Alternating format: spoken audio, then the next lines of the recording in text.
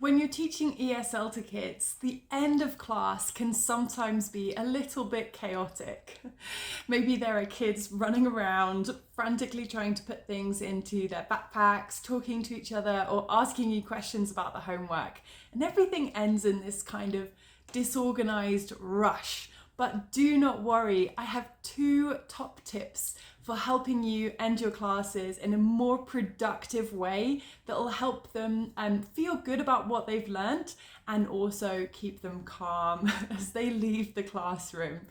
You're going to learn them in about 3 minutes with me, Miranda from Twinkle ESL. Are you ready? Let's go.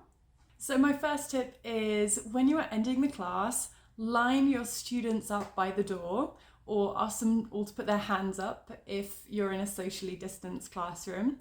And before each child leaves the room, they have to answer a question from you related to the topic of the day.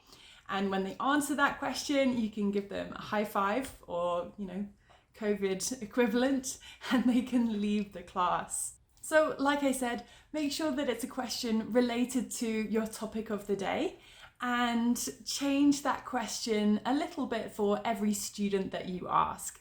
So if the topic of the day was colours, for example, you might ask one child, what's your favourite colour? And if they answer correctly, they can go. And the next question might be, what colour is an apple, for example? And then if they answer correctly, that child can go. Yes, and there's 2 reasons for varying the questions. The first one is that you don't want each student to just be copying the student before them. And secondly, it means you can vary the difficulty of the question according to how difficult that class has been for that particular child. Because this isn't a test to make students feel bad about themselves. It's a chance for them to say, actually, I learned something today, and at the beginning of the class I couldn't answer this question, but now leaving the class I am able to answer that question. I feel good about myself, I feel good about my progress, and they might even, maybe, this is the dream, tell their parents that they learned something new today. Wouldn't that be nice?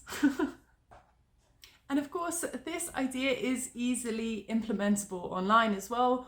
All you have to do is let students leave the conference when they've answered your question. And my second tip is for when your students are all leaving class in a big noisy rush. It can be disruptive for other teachers in your school, and you're looking a bit like, don't look at my class, it's a noisy class. So to stop that happening, play a little game with them and ask them to leave like silent little mice, and just making it into a game like that so they all creep out on their tiptoes like little mice can mean that they're actually leaving in a really calm, peaceful way, and going into the playground, not disrupting other teachers. And that is your 3-minute ELT tip for this week.